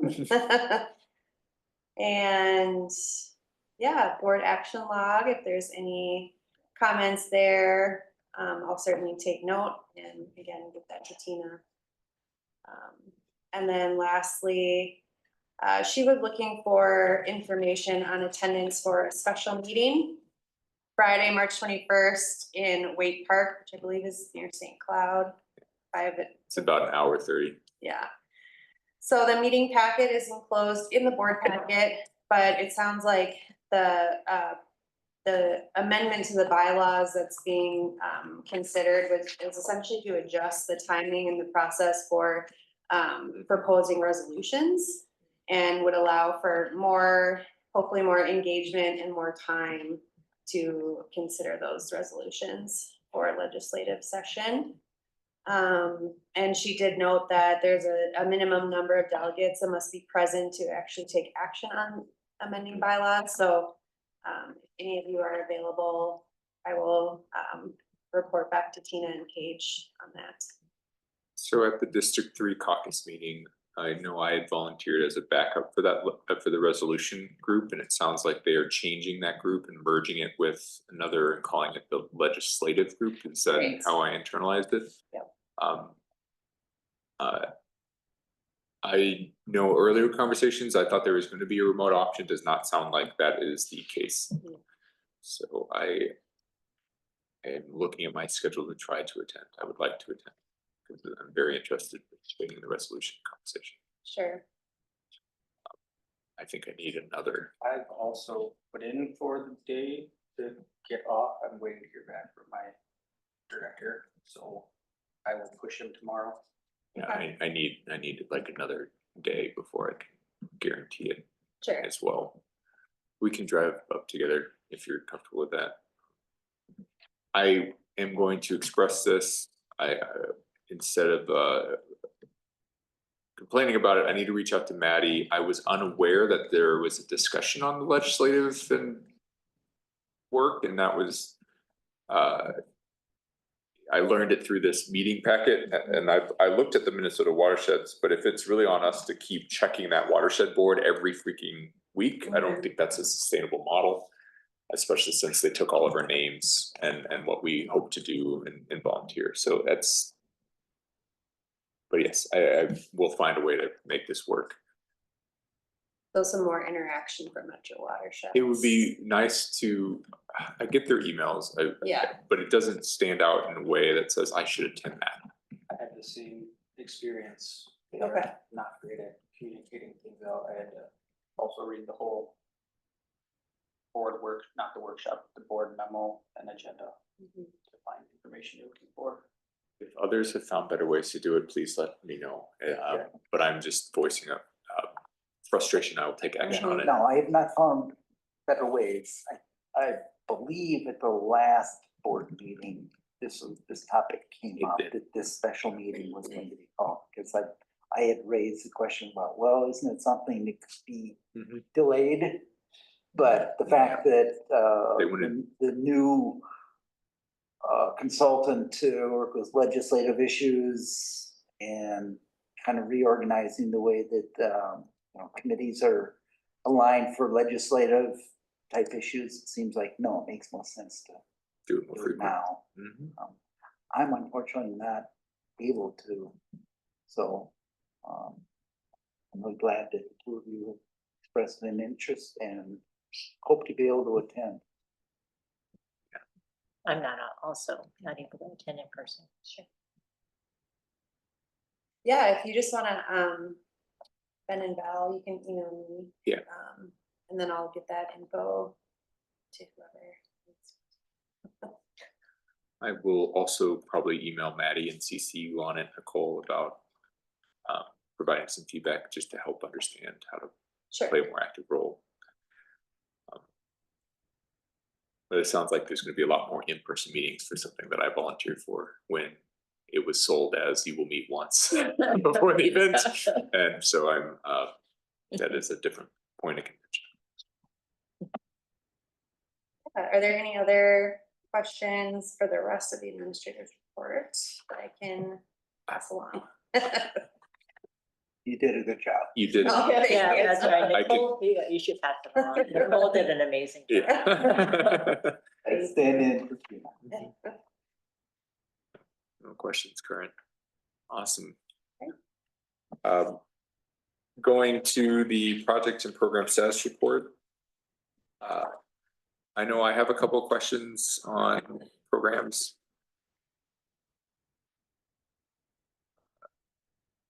Double check.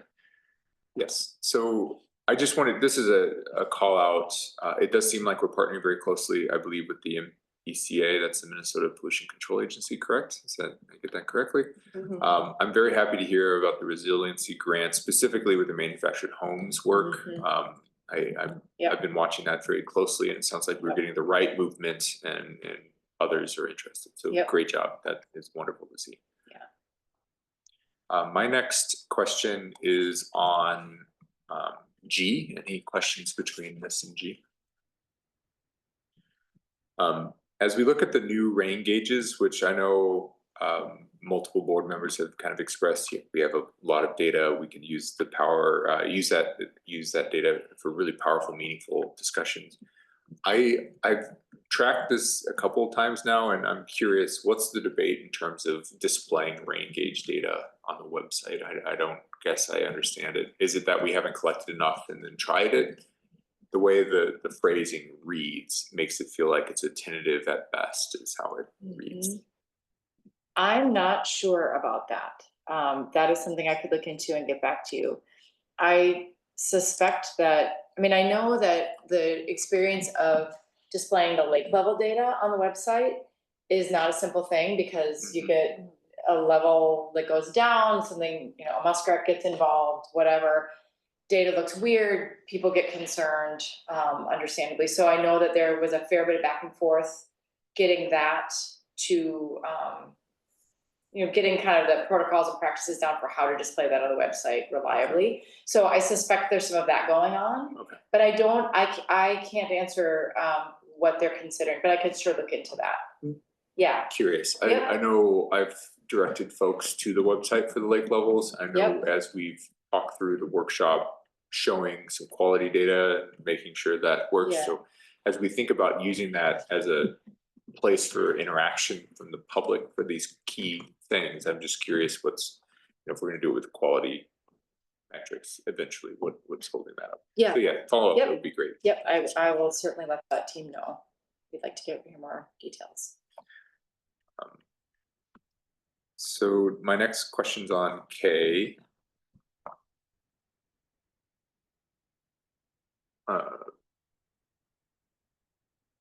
Nope, I lied. The cost benefit database, I'm very interested in that, so Yeah. I don't know if that's coming back to the board or if that's gonna be something that we put out just for review. So the cost benefit database, I don't know that I'm not aware of that coming to the board, but I will describe what it is. Has that been discussed with you in the past? We've brought up cost benefit a few times. Yeah, and as a and the board. curves come from that database. Yeah, So basically, the reason that that's coming up right now is that this is the time of year when all of the permit and stewardship grant and targeted retrofit projects that were done the year before get entered into the database, which is a gigantic spreadsheet. And then the new calculations for that curve and other things come about, as well as looking at the phosphorus reduction goals for the impaired lakes. It's in that cost benefit database. The name is actually not the greatest, actually, because we do a lot with that data. One of which being we do an accounting of how far have we gotten in the Wakefield subwatershed, in the Coleman subwatershed toward our goals. And so this is the time of year that we start to dig into all that detail. and my interest is around, as we look to engage again the public, we're using taxpayer dollars and there's a lot of benefit to it. So I per se don't need to see the database, but how do we leverage the power and the content that we have to help them see we're being good stewards of their tax dollars is really what I was thinking. And so as you update it, I know in an earlier board meeting, we had talked about how do we find ways to let the public know that we are being good stewards of their investment. That's really where my curiosity stems. I think some of the quantitative data is shown in a very different way in our annual reports. But I don't know if it needs to be done different. I think there could be opportunities to do it. Well, is there an opportunity on the story map? I mean, some of the things in terms of the expected removal of phosphorus, you know, and costs. I mean, there's a number of things that could be included there as metrics that would give it's not going to allow kind of the larger picture, you know, in a given subwatershed where we are in the goals, as you're suggesting, Aaron, but on a project by project basis to, you know, build that out a little bit more with some of those kinds of metrics and data might be useful. It would make it publicly available, which I don't see any issue. So it's something to think about. I know that right now on the website, you can see where all the projects are. Which I always think is awesome. You see all the dots everywhere, like all the projects that have gone in. maybe it feels like TP removed. Yeah, maybe, let's put some thought to that. It is a repository of a lot of information, and one of the things that we were doing while the PCA was still requiring it is using that data to help the cities report their progress toward their TMDLs. Yeah. But that's a publicly facing thing. It's not very visible to people, nor is it necessarily intuitively meaningful. But right now, it's just it's kind of an internal tracking piece. So we could think about how to I share don't, that. I like the idea of finding some way of making it digestible for the public Yeah. in a way that helps them see that, yes, this is adding Yeah. value, because I know the work that we're doing, and when I chat with people, Yeah. they're interested in the work. Yeah. Um, Yeah. Okay. Well, no, I think I'll take that note and do some thinking about that. Or like a year-end summary across all 3 programs. Yeah, I mean, we do, so this isn't related to the cost benefit database, but it starts to kind of come into, I mean, in terms of the concept of annual reporting, one of the things that we're working on right now, district and bar staff are working on the annual water quality report, and that's where, you know, all the monitoring data for the lakes, for the BMPs, and there are sections that mention, hey, these are the new BMPs that went in and when, why. So there's that piece as well, and that's something that you'll see later this spring. So as we think about how to continue to be visible and, you know, transparent, and making sure people understand the return on their investment, you Yeah, know, we like- can think about these pieces. There are a few different things that we're doing, but there may be more, and there may be some things that we can combine. I think the trend you're starting to notice is I'm very attuned to trying to find ways to make it digestible for the public, and so if there's some way, Yeah.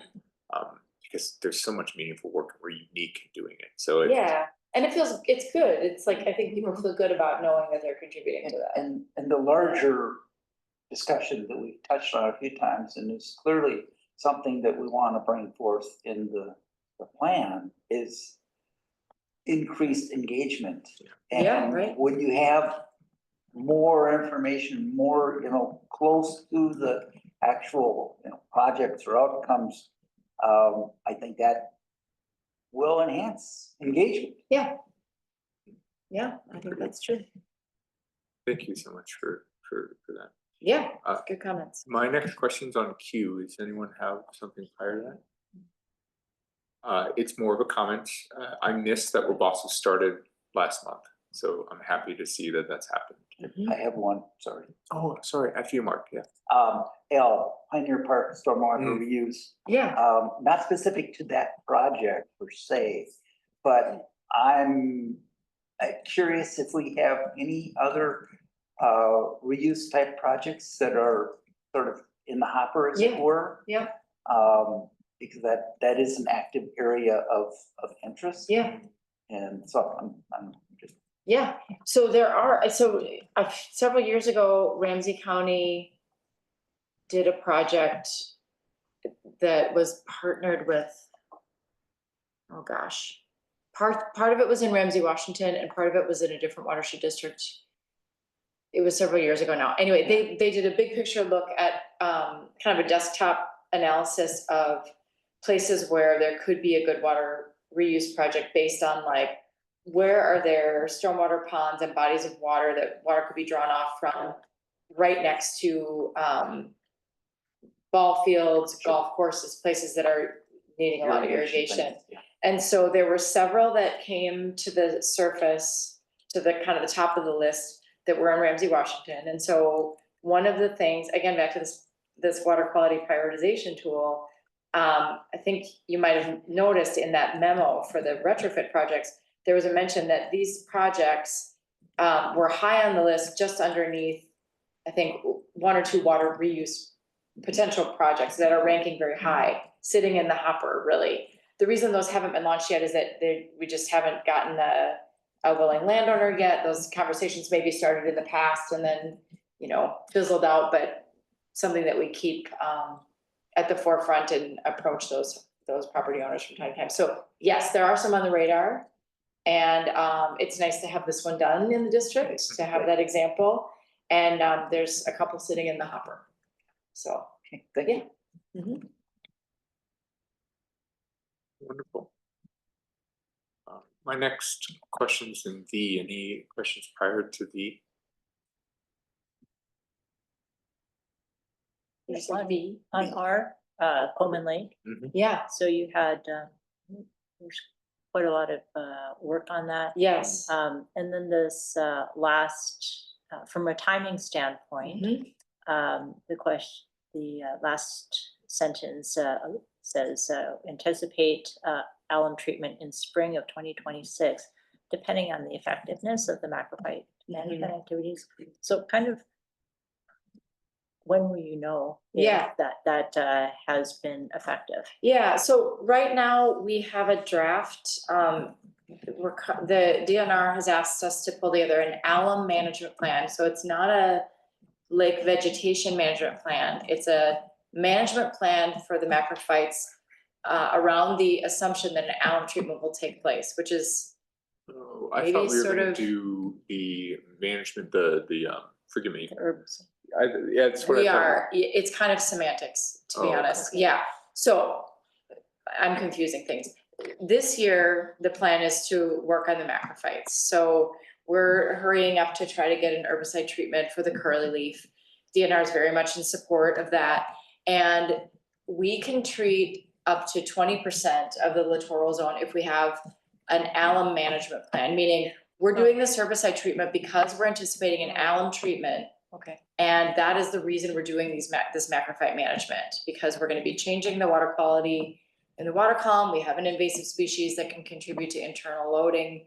And so it's not just a vegetation management plan for the sake of managing vegetation. It's around the intent to do an alum treatment, which is that's an important differentiation for the DNR. So this year, the alum management plan draft that we have in front of the DNR, the district and bar staff have pulled together, talks about how there will be a series of, there will be some annual herbicide treatments and then an alum treatment, most likely in 2026, and then one, I think it's a couple years later. Anyway, there's a proposed schedule laid out. And I actually was the one that typed that sentence.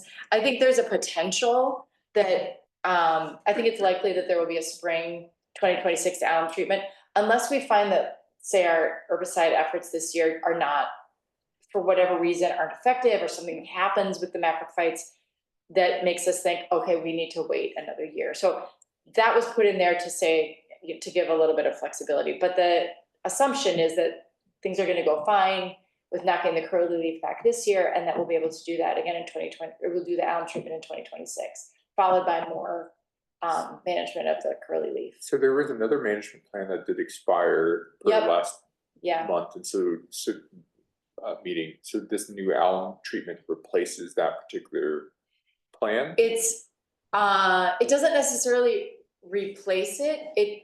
It's Or essentially, supersedes it, or there's something. that one is expired. Yeah. This one allows us the same functionality. We're getting involved in managing the macrophytes because we want to improve the water quality of the lake through an alum treatment. Mhm. The last one was essentially along this, it was essentially the same intent. The difference being, I mean, to be quite honest, the DNR doesn't want to invite folks to be coming in wanting to manage macrophytes just to manage macrophytes. Okay. So centering it around the purpose of an alum treatment is a more finite, it's a more focused scope. And I don't know if that's like a new thing that they're doing that's different than we had back then. I don't know why we wouldn't have done that back then. I know it's very confusing, but the DNR was like, we want you to pull together a plan for managing the macrophytes. It should be focused on the fact that there's an alum treatment plan for the lake and not just a plan for managing macrophytes in and of themselves. No, I can appreciate that. Yeah. Because it would be more like perhaps the local homeowner just treating for the sake of treating their Exactly. access. Mhm. Hey, Aaron, Exactly. the DNR, yeah, the limit is a 12% littoral treatment. So that's the 20% is a variance. Normally it's 12%. So that's why it's phrased for the alum treatment, is because it's 20%, not 12 or 15%. That's right. Maximum limit is. Thank you. Yeah, it also allows a little bit more coverage. It's kind of politics and semantics, to be honest, but that's the way that the DNR likes to work with entities that are managing water quality through an alum treatment. So that's in review at the piece that at the DNR.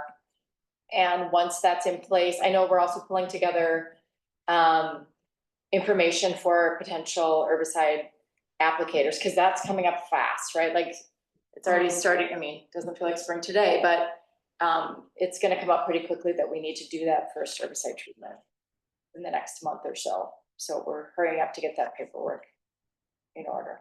Does that answer your question? I feel like Yeah, I Okay. was just wondering, I mean, it started off with, how do we, at what point in time do we actually, is there, what is the probability that the herbicide treatment doesn't, bring down the macrophyte level enough that Yeah. you think it's a good time to do the alum? Well, I think it's highly likely that we will see that the curly leaf will be knocked back from what it was last year. There will be another macrophyte survey later in the year to see how things went. And the saving grace here, honestly, is that this isn't a one and done. So this is the approach that we're taking, and that the DNR likes people to take, is instead of doing like one big alum treatment, get in one big alum treatment and then you're hoping that did it. More and more now people are doing multiple smaller treatments. It's a little bit more conservative way to dose, and you have a little more control over the pH and other parts of aspects of an alum treatment, and you have another shot at it. So by interspersing herbicide treatments and alum treatments, you have a little more, what do I want to say? Yeah, you have a little more control, and it's a safer bet. So I think it's pretty unlikely that we would come out of this year saying, okay, we can't do an alum treatment in the spring. But I did type that sentence because I wanted to make sure everyone understood this is like adaptive management that we're trying here. Thanks. So yeah, good question. Jumping to the V, unless there's another question before that. Do you have comments on Q? On We've Wabasso started. outlet? I just wanted to Or just highlight, yeah, I'm happy to start it. I decided to read the packet in reverse this time, and so I have. So on national resource updates, I'm curious about removing of trees. It's not always clear the benefit of removing trees from a weir in that kind of location. It seems like it comes up quite frequently when I'm in talks with other folks on when do we choose to be responsible for helping remove trees versus not.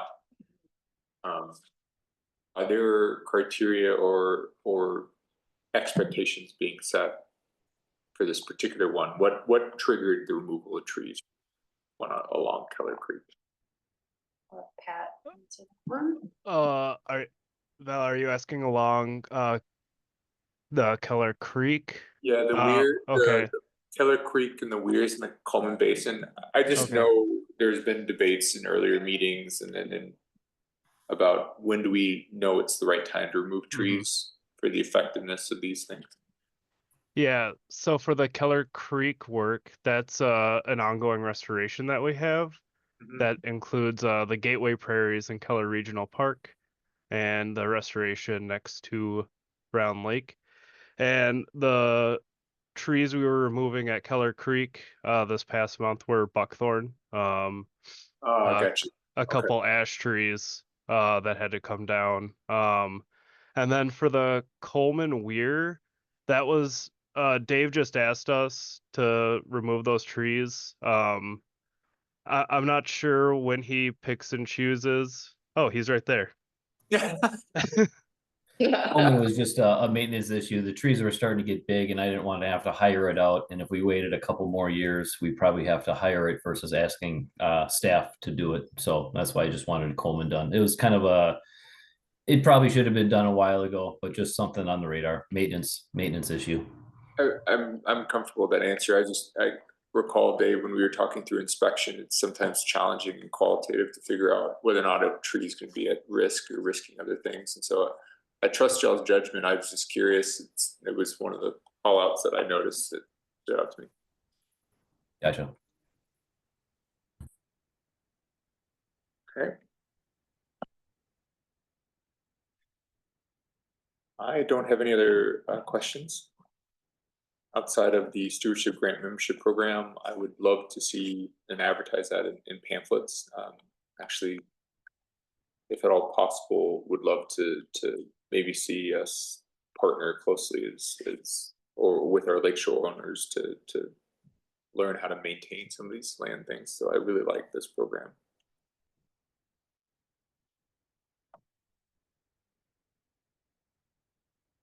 Done with questions. Any other questions? Yeah, just a shout out to the CAC. Congratulations to Glenn and Megan. So, as they serve as co-chairs for next year, so that'll be nice. That's great. And just kind of on that last bullet point, Val, to a general volunteer opportunities, it does include for the CAC, the watershed 50th anniversary. That is, thank you for closing that loop. I did have a question. I wasn't quite sure on this. It was under management plan, public engagement, under communications and engagement program. There's this there's a map included. I'm sorry, I don't know what it means. So, But that is the equitable areas, if I recall. the blue areas? The darker blue is what I thought it was, but I definitely don't want to speak for the staff and what they're looking at there. Yep, I believe so. Yeah, the darker blue, and maybe, I don't know if Ashley knows this map well, but I think the diagonal hatch blue is priority areas for water quality based on impaired waters, and then the the dark is darker equity. blue, yeah, equity priority areas.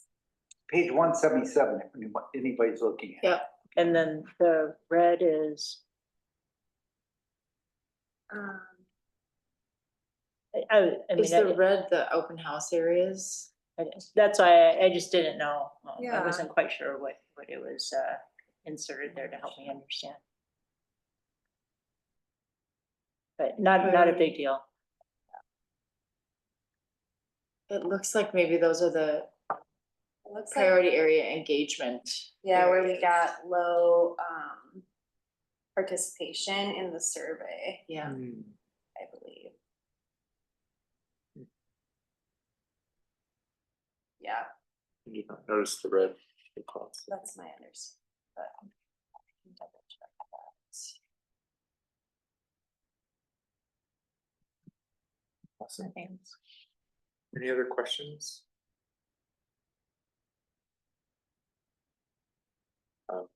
As you look forward, just item number 13, manager comments next month's meeting. I do want to say the board workshop.